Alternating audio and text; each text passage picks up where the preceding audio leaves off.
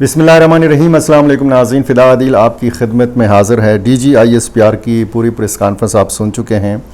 लड़ाई या सरेंडर, या आपने हथियार डालने हैं या फिर हमने आपसे लड़ना है। मुज़ाकरात का कोई इम्कान नहीं है, किसी के साथ बातचीत नहीं की जाएगी।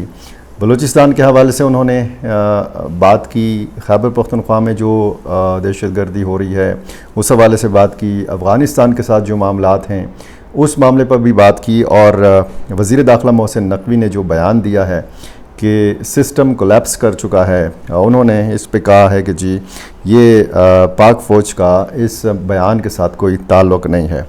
बहुत सारे दीगर मामलात पे भी आज की वीडियो में बात करनी है। बलूचिस्तान में एक बहुत अलमनाक हादसा हुआ है। जो कोयले की कान है उसके अंदर मेथेन गैस का धमाका हुआ है और उसमें 34 या अब तक की जो इतलात हैं 36 अफराद के बारे में बताया जाता है कि ये जाँ बहक हुए हैं और इनका ताल्लुक़ खैबर पख्तूनख्वा के ज़िला शांगला से है। हमले भी जारी हैं मुख्तलिफ, जैसे मैं आपको बताता रहा हूँ कि नोशकी में कर्फ्यू और इसके साथ साथ कुछा जो मस्तूंग का इलाका है, जो सब तहसील है, यहाँ पे मुसलसल कर्फ्यू है।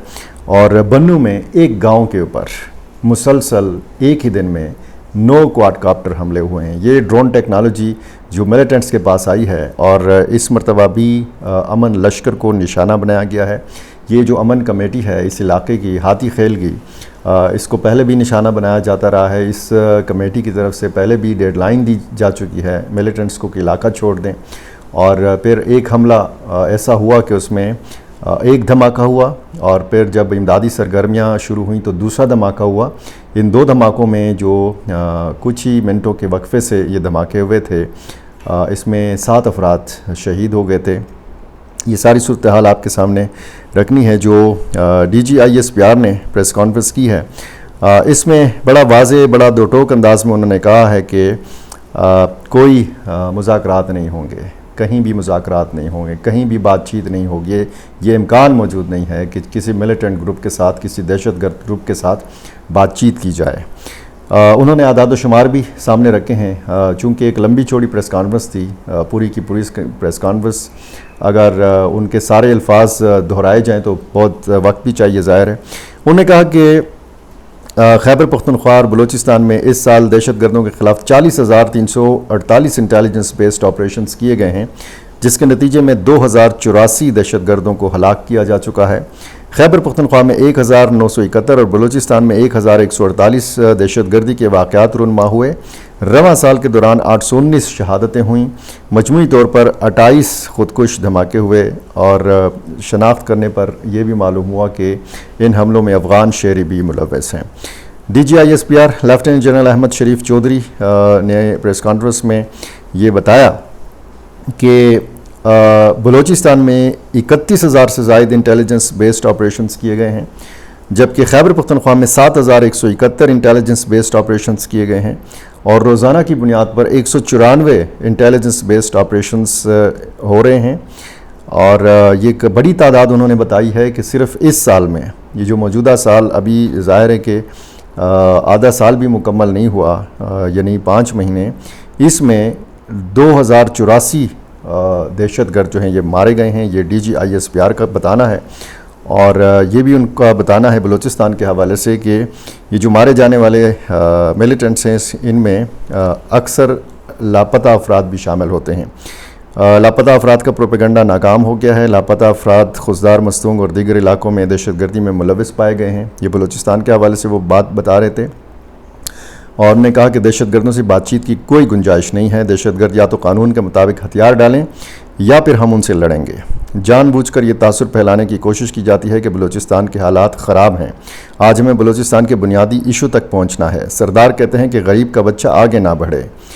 बलोच सरदार लेविस फ़ोर्स को सरदारी फ़ोर्स समझते हैं।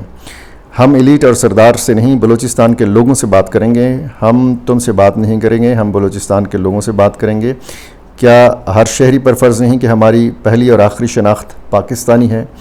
बलूचिस्तान के अवाम वहाँ के असल स्टेक होल्डर्स हैं। भारत और अफ़गानिस्तान का मुश्तरका एजेंडा दहशतगर्दी है। DGISPR के मुताबिक बलूचिस्तान के हालात ख़राब करने में मखसूस अनासर मुलव्वस हैं। اور یہ بتایا انہوں نے کہ فتنہ الخوارج اور فتنۃ الہندوستان کے بھارتی مائی باپ ہیں۔ بلوچستان کی آبادی 1,40,00,000 کے قریب ہے اور یہ سنگلاخ پہاڑوں پر مشتمل ایک وسیع رقبے پر پھیلا ہوا ہے۔ مارکا حکمت دشمن کی حکمت عملی ناکام ہونے پر بلوچستان پر نظریں جمائی گئیں۔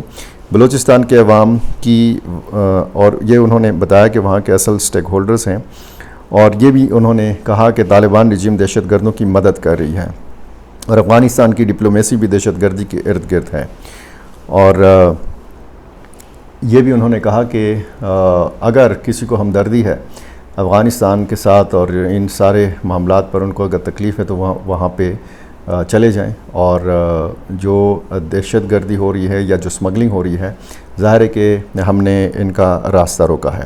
تو یہ DGISPR کی پریس کانفرنس، اور اس میں جب ابصار عالم صاحب نے پوچھا محسن نقوی صاحب کے حوالے سے کہ ان کے بیان، تو انہوں نے کہا کہ پاک فوج جو ہے اس بیان کے ساتھ پاک فوج کا کوئی تعلق نہیں ہے، سسٹم میں ظاہر ہے کہ بہتری کی گنجائش ضرور موجود ہے۔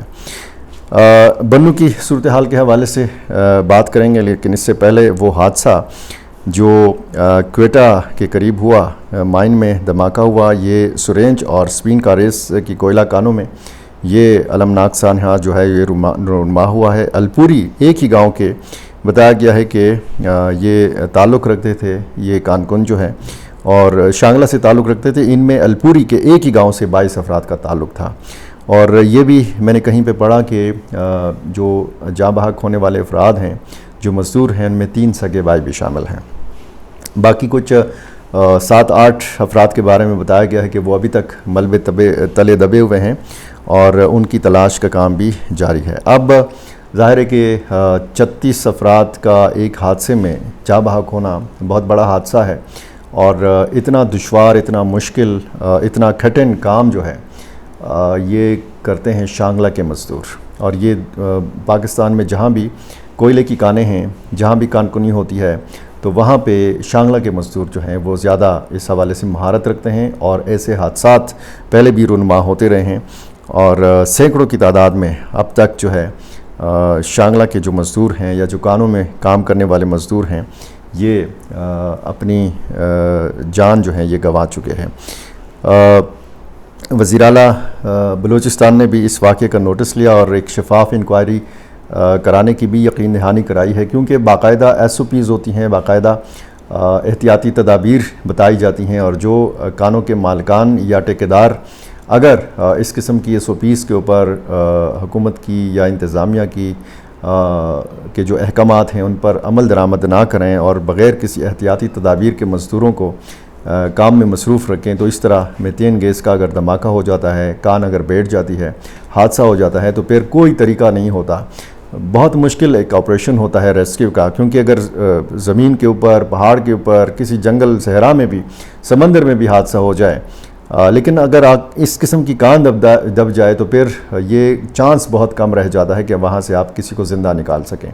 اور ایسے میں اگر پہلے سے احتیاطی تدابیر ہو، وینٹیلیشن وغیرہ کا انتظام ہو، ایسے آلات ان کے پاس ہوں، تو کم از کم ایسے حادثات کی صورت میں انسانی جانوں کو بچایا جا سکتا ہے۔ اب جو جاں بحق ہونے والے افراد ہیں ان کے لیے 5-5 لاکھ روپے معاوضے کا اعلان کیا ہے بلوچستان حکومت نے۔ 5 لاکھ روپے تو امیر مقام شانگلہ میں اپنی جیب سے دے دیتے ہیں ایسے واقعات میں۔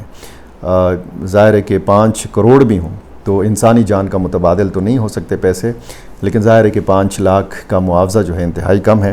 ایسے میں ایسے جو کان مالکان ہیں اور جو ٹھیکیدار ہیں ان کو بھی پابند بنایا جانا چاہیے کہ اس طرح کے واقعات کے بعد کم از کم وہ جو مزدوروں کے رہ جانے والے بچے ہیں، جو یتیم ہونے والے بچے ہیں، جو بے سہارا والدین بہن بھائی ہیں، ان کی کم از کم جو ہے وہ مالی مدد ہو سکے۔